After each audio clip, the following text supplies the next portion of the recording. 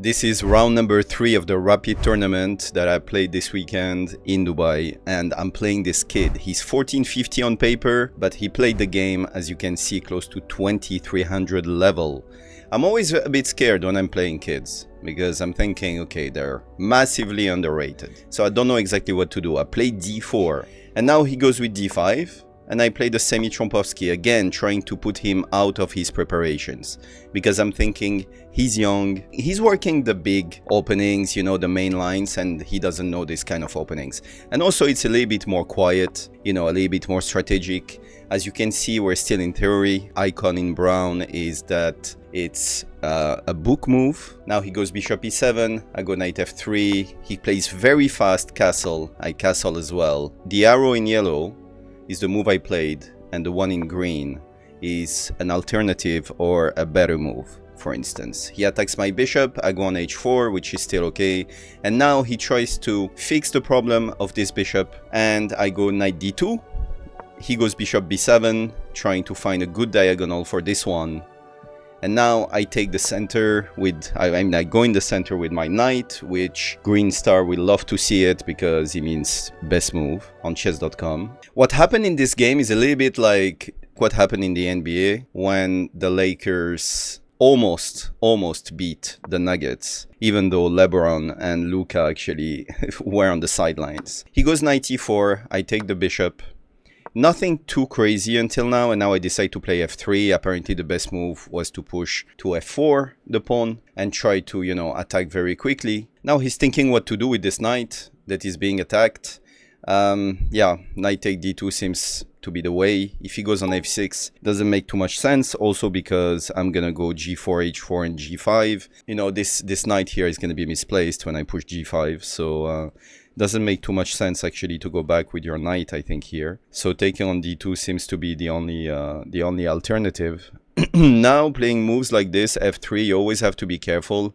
This pawn, does this pawn actually becomes weak? It's a possibility, but right now the column being closed, I don't see how he can attack this, but we'll see later on that he's gonna create some problems because of this move. So I went f3. He's thinking, taking his time. He played the opening pretty fast. All the moves were correct until now. And I was like, 1450, right. Okay, I'm not so sure about it.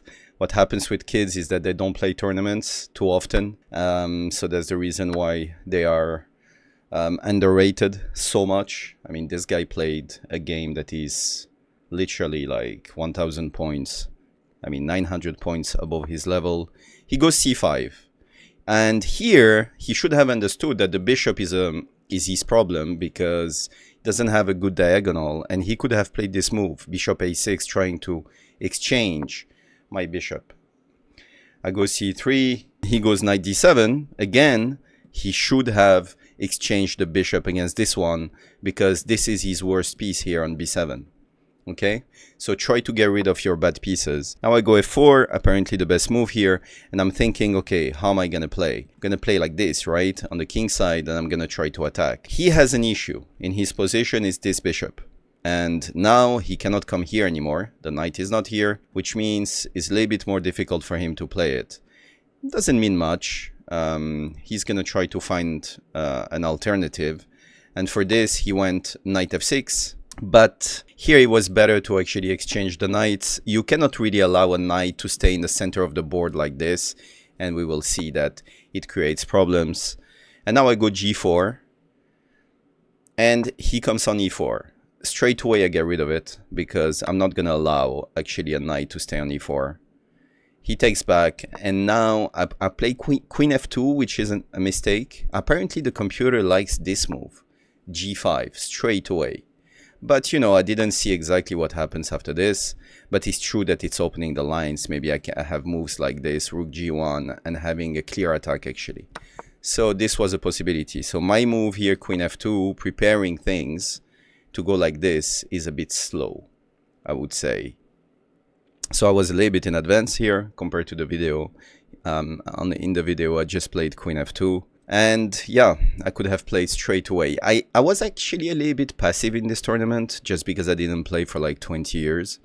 I had a bit of, I had some emotions, I have to say, just playing competitions again. You can see it on my face. I look like basically someone died or being at a funeral. But I was just trying to not mess up and a little bit stressed out. Especially, you know, you come back after 20 years and you get crushed by a kid. So he took on d4.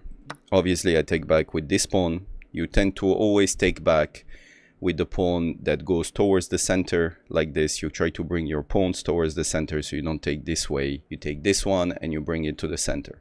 Usually is the best move. Also, it's opening the c-file. He understands this, so he brings the rook, but apparently it was better to bring the other one. I mean, this is a dilemma in chess. We never know which rook to put on open lines, honestly.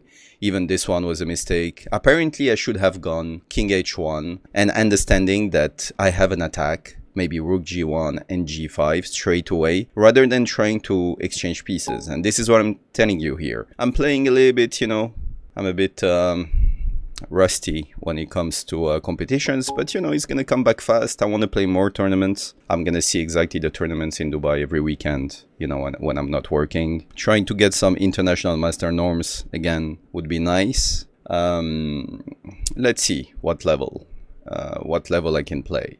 Here he's really taking his time. He doesn't really know exactly what to do, just because black don't have so many moves here, because it's really hard for black to find actually a target. I don't have many weaknesses here with white. Also, this is coming pretty fast, this or this, so he has to be careful about it. So for instance, yes, he could take space on the queen side, but he has to be careful because I go like this, the rook comes here, and I have an attack. So he's really taking his time. You see he's not sure, obviously. There's this thing about Mikhail Tal. He said the day that he started playing chess better is when he understood that his opponent is as scared as him. And now suddenly he plays bishop d5. We don't really understand what it does. I mean, except it's attacking a pawn here. But to be honest, the move I play now is useful for me, even though it wasn't the best one. I should have again continued the attack on the king side. I think not having this kind of moves, queen b4 after a3, can be useful. And now he decides to attack on the queen side, and it looks like for a few moves we didn't really understand where the game was happening. And now I go with f5. So suddenly I decide to play on the king side and understand that I have an attack, but I pushed the wrong pawn. I was thinking, you know, about moves like f6 that could be dangerous, but I underestimated actually that he could take here. And the issue after taking back is that he has queen g5 check. Look, he sees it. He sees that he has... So he starts by taking rooks like this, and then he's gonna take on f5 like this, which is the best move. Taking with the queen, I don't see really what this achieves, especially he would have moves like bishop e6. Decided to take with the pawn. Now I'm threatening actually to push and break his structure, attacking both. But he has this move, queen g5 check. I go, obviously the best move, king h1, because I'm thinking that I could bring the rook here with an attack. But it doesn't do much. It doesn't do much. And look at this 1450 who is playing like... I mean, we haven't seen like a bad move until now. He's taking quite some time to think, and he's not playing like a 1450, or maybe something happened in the last 20 years. I mean, definitely he's playing like way above, because here my plan is very simple: bringing the rook here, and then the queen moves somewhere, and then I push f6. And that's the reason why he saw this, and that's the reason why he plays this move, which is f6, which is a blunder because it's gonna create all sort of problems for him. Even though he's still gonna fight, but you see how this is creating a complex of white squares that are very weak. I have this square now for the knight, but it's not that clear, because even after a move like this, attacking the queen goes to this square, and it's really hard to move the knight, because let's say you go knight g6. Now I was thinking there is queen f3 check, and if I take, pawn takes, and if the knight takes the rook, he pushes, check. Sorry, the pawn is here, right? He pushes it in the variation that we just did, and with a check, and I'm dead because I have to play rook g2 and f1. Queen is mate. So that's a long variation, but that's the ID. So I really have to be careful. So you see, I mean, I take my head, you know, with the hands. It means that I saw something that is really threatening in the position. So I repeat, rook g1. If I play this, sorry, he played f6, right? So if I play rook g1, I was thinking he goes here. If I go with the knight here, attacking the rook, he goes check. And if I take, he takes with the pawn. The knight takes the rook. He pushes the pawn. I cover with the rook, which is the only move. And f1 would be checkmate. A promotion checkmate. I mean, that's pretty crazy. So I was thinking, okay, what am I going to do? And I'm spending quite some time on this. Should I move the knight first? Am I in trouble? Am I actually losing here? Well, now you know it's not the case because, well, because of this little icon. That is a blunder. But it's really, really not easy to actually find a way. I decided to go with the rook g1. And apparently the best move in this position was to put the knight here. Now, obviously, he's going to go with queen h5. So this is the variation that I just showed you. But it turns out knight g6, queen f3. I would have, obviously I don't take what I just showed you, because pawn take and then the pawn pushes. But if I go knight g6, queen f3, maybe rook g2. And the position is still okay, but I was scared that he goes rook c8, and now there is some infiltrations. It's also difficult. Not sure here, but you see that he plays, yeah, the best moves, one after the other. I'm trying to survive here, and I'm thinking, okay, so do I have something? Do I actually have something against this ugly structure? But maybe my king is weaker in this position. I don't know. It looks like it. Because when you assess a position, the first thing that really tells you if you're better or not is how safe your king is compared to the other one. Josef Dorfman, when he was training Etienne Bacrot, used to say this. Just look at the king, your king position, you know? I decided to play the knight on g4. Obviously now, thinking he cannot play a move like this, because I would just take, and that would be a fork, because of the pin. So the pawn cannot take my knight. So I was thinking, okay, so this move is fine. And now he plays obviously the best move. He saw this, so he goes here. So now he's threatening actually to enter, because I wouldn't have knight take f6. He would be simply taking back.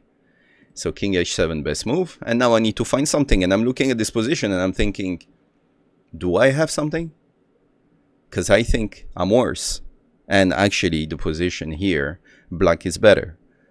So I'm playing a 1450 who's supposed to be like 900 points below me, but I'm worse. I played the best move, which is h4, because I'm thinking, okay, I really do not like this. So what I'm going to do is that I'm going to hide with my king. It's going to be useful to have the king maybe in this position. Now he plays again the best move, rook g8. He understood that I would come here and there would be some sort of shenanigan here and then taking with mate. So he goes rook g8. And it's really hard for a kid to actually play a move like this, instead of, you know, going on open files, trying to find something here or here. Instead, he plays a prophylactic move. It's really Karpov style. It's really, really nice. I go king h2. He comes back with the queen. This is a mistake.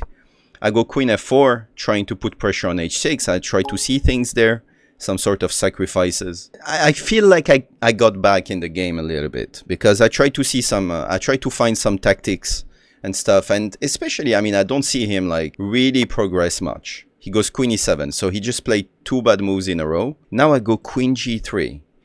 He goes b4. He tries to create some counter chances on the queen side, which makes sense. I take, and he takes with the queen.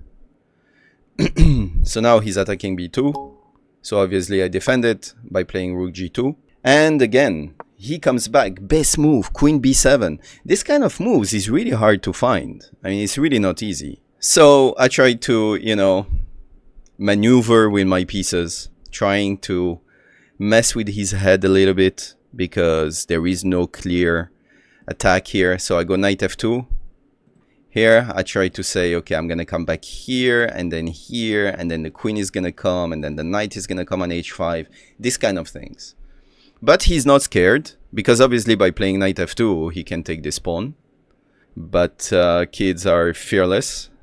They do not care about this. I mean, his king is pretty well protected until now, and I can't find a way. I mean, this bishop is not playing. But for some reason, I can't use this to my advantage, because I'm thinking, okay, I'm like playing with a piece up. This bishop doesn't do anything. He's blocked by his own pawn. I should be able to do something here, but I don't find a way to actually really break. So he's going to take this pawn, because why not? Again, the best move. I don't know how many best moves he played. I go check. Apparently, the computer likes the queen here. Yeah, because then the queen cannot come back to cover. Okay, I get it. He goes king here, which is the only move, and I go knight g4. Now the queen is attacked. It's a little bit more dangerous now, and I start to see things like, you know, maybe taking on h6 or something like this, you know. Again, he comes back, he understands, because I was threatening something like this, and he couldn't take because queen takes rook. But now the queen is protecting. He's super good at, I find, at playing prophylactic moves. I do the same thing. That was a check, so I do the same. Up, I hide with my king, and I'm hoping, I'm doing hope chess at this point, because I think my position I already messed up. Now he has actually a pass pawn, and I have to be very careful about it. In like 4 or 5 moves, I mean, this pawn, you know, it's here, and I'm in big trouble. So I need to find something on the king side, or otherwise I'm crushed, basically. He goes queen c7. He could have played queen f8, it's true, protecting the pieces a little bit better, and this is a big mistake. Big mistake, because now I want you to pause the video and try to find the winning move here for white, because finally there is something. Finally, there is a move. The brilliant move, knight take h6, finally. He takes, I take, check. Now he's gonna cover with the queen, but I can take the other pawn. The only move is to bring the rook forward, and now try to find the winning move again, because still not done, right? You going check, I mean, he can just cover with the bishop or the rook. It's still unclear here, but there is a winning move, and you had to see this before this move, right? Now I saw it, and it's rook g6, and there is no way to actually really do something here. There is no possible move to actually save the game, because if you go here to avoid this and losing the queen, if you go on g8, then you have these issues. He played bishop f7, he was low on time as well. I go rook h6, he takes, and I think falls. I think he loses on time, but yeah, the position is totally lost. But he played an amazing game, and I just found one opportunity, but otherwise, honestly, I was worse and most likely supposed to lose this game. Yeah, very nice game from him. Very nice game.